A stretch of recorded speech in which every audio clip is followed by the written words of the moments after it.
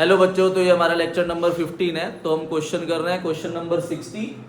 Question number 60 के अंदर सबसे पहले आपके पास शेयर कैपिटल दे रखा है। तो शेयर कैपिटल आपका कहां पर जाता है? फाइनेंसिंग एक्टिविटी के अंदर। फिर रिजर्व एंड सरप्लस है। रिजर्व एंड सरप्लस का भी नीचे नोट नंबर 2 है, वो भी कहा जाएगा नेट प्रॉफिट बिफोर टैक्स में।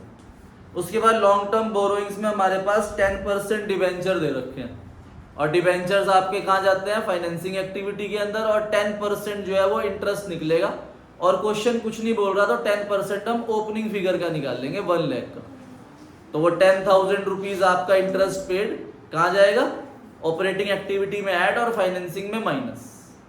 अब इस क्वेश्चन में नीचे प्लांट एंड मशीनरी दे रखी है, 2,50,000 ओपनिंग है और 3,50,000 क्लोजिंग है। और नीचे फर्स्ट पॉइंट दे रखा है कि during the year machinery book value 50,000 को आपने सोल्ड करा 15,000 में। तो ये हमें कह रहा है कि आप मशीनरी अकाउंट बनाओ। तो मशीनरी अकाउंट बनाते हैं। ओपनिंग यहां लिख देंगे to balance brought down 2,50,000 and closing यहां लिख देंगे by balance carried down 3,50,000। 2,50,000 and 3,50,000। अब नीचे फर्स्ट पॉइंट कह रहा है कि 50,000 को आपने 15,000 में सोल्ड करा। तो आपके पास बाय बैंक से 15,000 रुपीज आए सेल करके, और बाय लॉस आया 35,000 रुपीज। देखो ये अकेला क्वेश्चन ऐसा है जिसमें डेप्रिसिएशन आ ही नहीं रहा, पर प्लांट एंड मशीनरी पर डेप्रिसिएशन लगता है। अब वो बैलेंसिंग फिगर अगर इधर आती तो मैं डेप्रिसिएशन निकालता, पर इसमें बैलेंसिंग फिगर इधर ही आ रही है। इधर का सम करा हमने तो वो हो गया 4 लाख, तो इधर का सम भी 4 लाख होना चाहिए। तो यहां पर आपके पास टू बैंक अकाउंट से परचेज आ गई बैलेंसिंग फिगर में 1,50,000। ठीक है, ये आपने सेल करी है, सेल इन्वेस्टिंग एक्टिविटी में ऐड हो जाएगा, लॉस ऑपरेटिंग एक्टिविटी में ऐड हो जाएगा, और ये आपने जो परचेज करी है ये इन्वेस्टिंग एक्टिविटी में माइनस हो जाएगा। उसके बाद नेक्स्ट पॉइंट में इंटरिम डिविडेंड पेड है इक्विटी शेयर पे 20,000 रुपए। तो ये आपका नेट प्रॉफिट बिफोर टैक्स में ऐड होगा और फाइनेंसिंग में माइनस। तो अब हम बनाते हैं calculation of net profit before tax. तो उसमें आएगा आपका transfer to general reserve, transfer to या डिफरेंस बिटवीन पीएल भी लिख सकते हो आप, इंटरिम डिविडेंड पेड और dividend paid. Dividend paid on preference shares, PS मतलब प्रेफरेंस शेयर। तो ट्रांसफर टू जनरल रिजर्व है आपका 35 से 25 हुआ है। ठीक है, जनरल रिजर्व कम हो रहा है आपका 15,000 10,000 रुपए, तो माइनस का 10,000 रुपए लिखेंगे हम। ट्रांसफर टू पीएल 85 से 160 हो गया, तो 75,000 रुपीज ट्रांसफर टू पीएल या difference between PL. Interim dividend paid आपका 20,000 है, और dividend paid on preference shares 8% preference share दे रखा है हमें नोट नंबर 1 में। तो वो 8% ओपनिंग फिगर का आएगा। 30,000 का 8% होता है 2,400, तो 2,400 रुपीज ही आ गया। 87,400 आना चाहिए सब। नेट प्रॉफिट बिफोर टैक्स 87,400 आया। अब आप cash flow from operating activity का फॉर्मेट बनाओ। फिर हम कैश फ्लो स्टेटमेंट का फॉर्मेट बनाएंगे।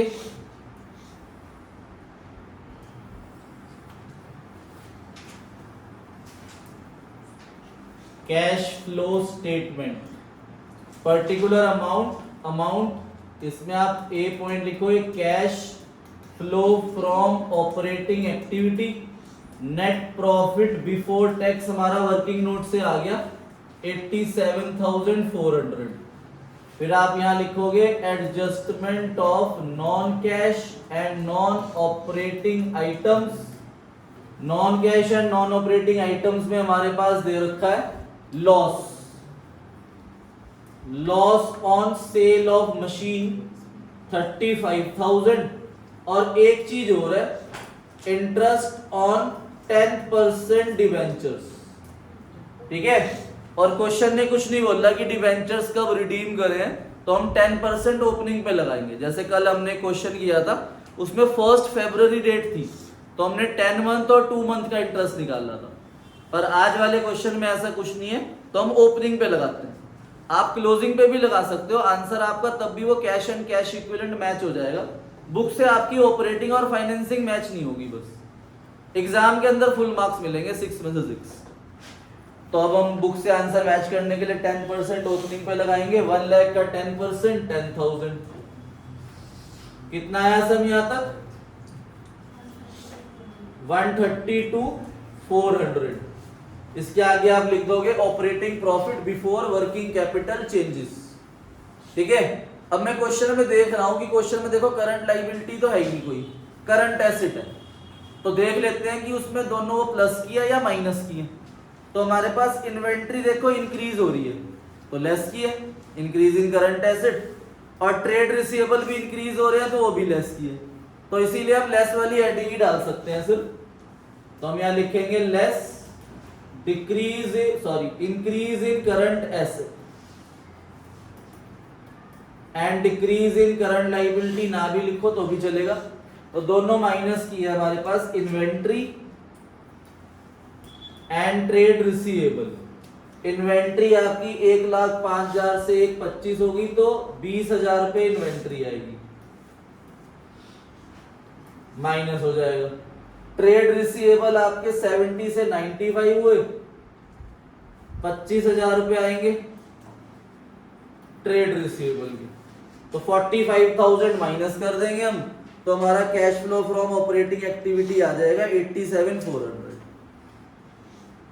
87,400 हमारा cash flow from operating activity आ गया, इसे हम बाहर लिखते हैं।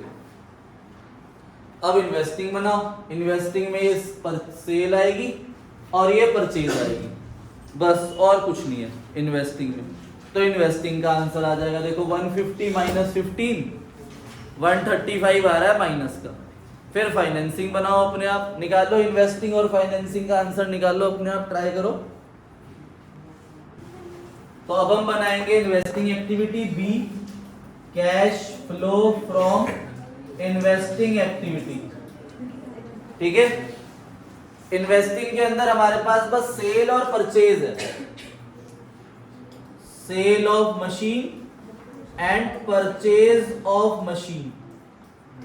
सेल करी आपने मशीन 15,000 की और परचेज करी 1,50,000 माइनस, तो 1,35,000 रुपीज माइनस का आएगा। और इसमें आप लिख दोगे cash used in investing activity. अब फाइनेंसिंग बनाओगे, फाइनेंसिंग में सबसे पहले आप कहां पे देखोगे, शेयर होल्डर फंड में। तो C part cash flow from financing activity, तो हमारे पास शेयर कैपिटल का नीचे नोट है, इक्विटी शेयर भी आपके इंक्रीज हो रहे हैं, equity share capital, issue of equity share लिखना, या proceed from issue of equity share 75,000 rupees. उसके बाद प्रेफरेंस शेयर्स भी आपके इंक्रीज हो रहे हैं, 8% प्रेफरेंस शेयर कैपिटल, ये आपके 20,000 से इंक्रीज हो रहे हैं। लॉन्ग टर्म बोरोइंग्स ये आपकी डिक्रीज हो रही है, जिसमें 10% डिवेंचर है, तो रिडीम करे आपने 10% डिवेंचर, तो 10,000 रुपीज आपका माइनस हो जाएगा, रिडम्पशन ऑफ 10% डिवेंचर्स। एक ये इंटरिम डिविडेंड आएगा यहाँ पर, और एक ये डिविडेंड पेड आएगा यहाँ पर, और एक ये इंटरेस्ट पेड ऑन डिवेंचर आएगा, ये तीनों यहाँ माइनस हो जाएंगे। Interim dividend paid 20,000 rupees minus, dividend paid 2,400 minus, and interest paid on debenture 10,000 rupees minus. तो आपका फाइनेंसिंग का आंसर भी आ जाएगा 52,600 प्लस का।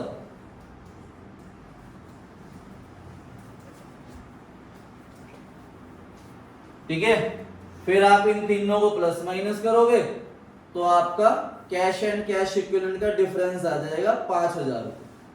तो इन तीनों को प्लस माइनस करोगे तो 5,000 रुपीज आएगा आपका प्लस का, और 5,000 रुपीज ही आपका कैश एंड कैश इक्विवेलेंट का डिफरेंस है 5,000, वो आप कर लेना आगे। ठीक है, तो ये क्वेश्चन नंबर 60 था। अब हम करेंगे question number 61। Question number 61,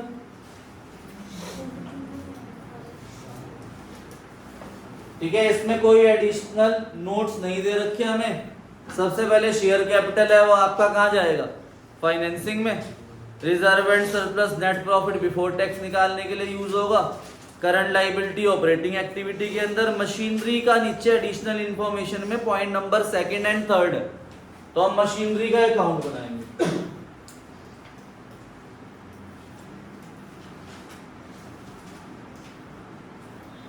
opening machine लिख देंगे यहाँ पर, to balance brought down 12 lakh, by balance carried down 18 lakh. फिर हमने 20,000 की कॉस्टिंग है मशीन की, पॉइंट नंबर 3 में लिखा है, और डेप इज चार्ज ऑन 8,000, तो करंट वैल्यू इज 12,000। 12,000 को हमने 10,000 में सोल्ड करा, तो 2,000 का लॉस आया। तो हम यहाँ पर बाय बैंक लिखेंगे। सबसे पहले तो बाय डेप लिख लो, जो करंट ईयर डेप दे रखा है 80,000 आएगा यहाँ। बाय बैंक सेल हुई 10,000 की, एंड बाय लॉस 2,000 का, तो इधर का सम आ जाएगा आपका 18,92,000। इधर का सम भी आ जाएगा 18,92,000। तो यहां पर आपकी टू बैंक अकाउंट से परचेज आ जाएगी 6,92,000।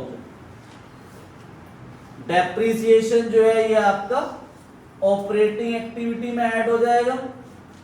सेल आपका इन्वेस्टिंग एक्टिविटी में ऐड हो जाएगा, और लॉस आपका ऑपरेटिंग एक्टिविटी में ऐड होगा, और परचेजेस आपकी इन्वेस्टिंग एक्टिविटी के अंदर माइनस होगी। अब हम बनाएंगे calculation of net profit before tax. इसमें हमारे पास सिर्फ दो चीजें हैं, एक तो transfer to reserve and surplus and proposed dividend previous year, ये दो चीजें हैं। Transfer to reserve and surplus आपका 2 लाख रुपीज है, propose dividend previous year 1 lakh.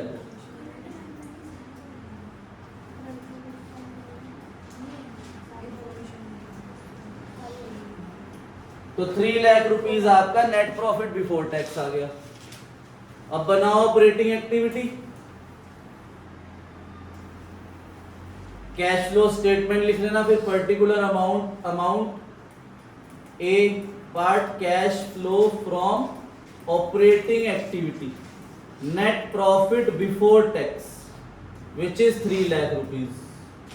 फिर हेडिंग डलेगी adjustment of non cash and non operating items, ये शॉर्ट फॉर्म आप मत लिखना। तो एडजस्टमेंट ऑफ नॉन कैश और नॉन ऑपरेटिंग आइटम्स में हमारे पास डेप्रिसिएशन है, depreciation on machine and loss on machine. Depreciation हमारे पास है क्वेश्चन के अंदर 80,000 एंड लॉस इज 2,000, और कुछ नहीं है यहाँ के लिए। तो यहाँ का टोटल आ गया 3,82,000। अब इसमें आप हेडिंग डाल, इसके आगे लिखोगे operating profit before working capital changes. यहाँ डबल लाइन नहीं आती नीचे, क्यों? क्योंकि अभी हमने इसमें एडलेस करना है। डबल लाइन का मतलब होता है क्वेश्चन का पॉइंट यहाँ तक खत्म हो गया, ठीक है। तो अब आप इसमें ऐड करोगे डिक्रीज इन करंट एसेट और इंक्रीज इन करंट लायबिलिटी।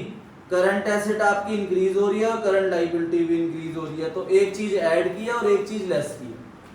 तो ऐड में आ जाएगा आपका decrease current asset and increase current liability, और लेस में आएगा increase current asset and decrease current liability.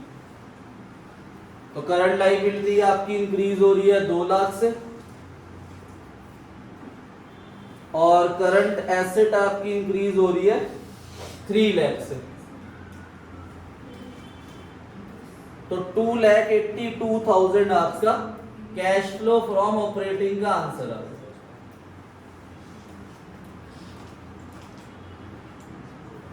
Cash flow from operating activity.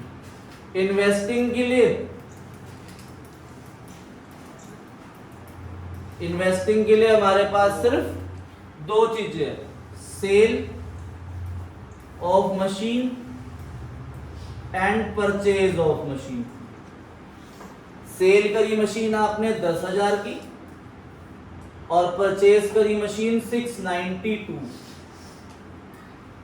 तो माइनस का आंसर आ जाएगा 6,82,000 माइनस में।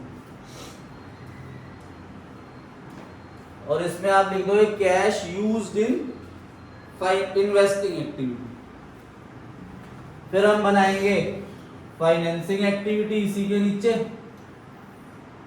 सी part cash flow from financing activity, जिसमें हमारे पास एक तो शेयर कैपिटल है जो 5 लाख से इंक्रीज हो रहा है, एंड आपके पास एक प्रपोज डिविडेंड है जो आपने पेड करा 1 लाख प्रीवियस ईयर। तो 4 लाख रुपीज आपका प्लस में आंसर आ।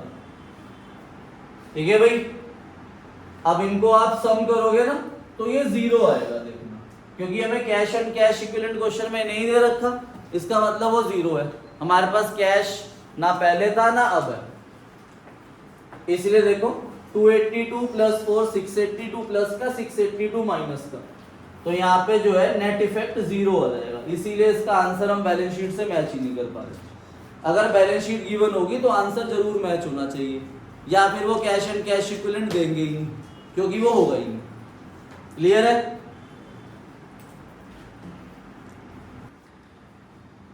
अब बेटा अपनी बुक में आओ, पेज नंबर 6.10।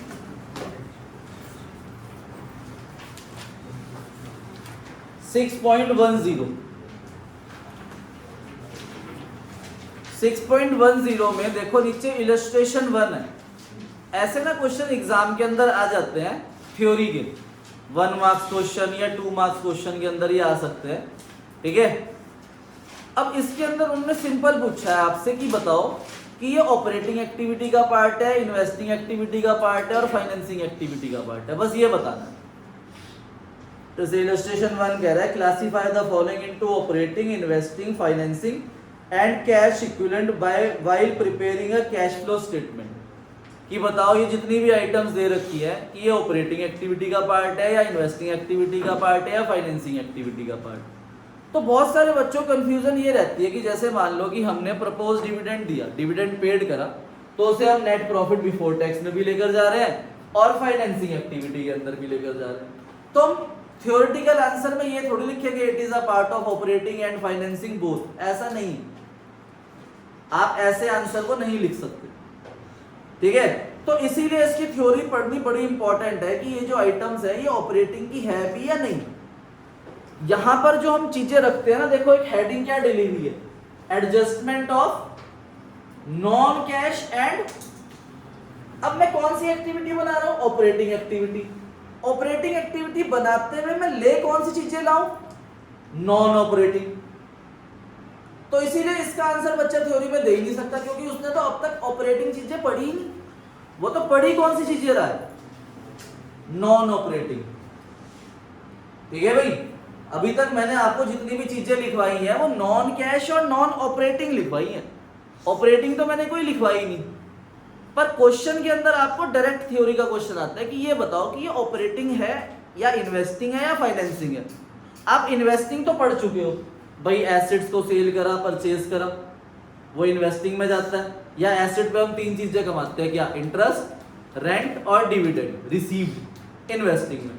फाइनेंसिंग भी आपने डायरेक्टली पढ़ा है कि शेयर कैपिटल फाइनेंसिंग में जाएगा या लॉन्ग टर्म बोरोइंग्स जाएगी, ठीक है भाई, या dividend paid, interest paid, propose dividend paid, interim dividend paid, ये फाइनेंसिंग का पार्ट है।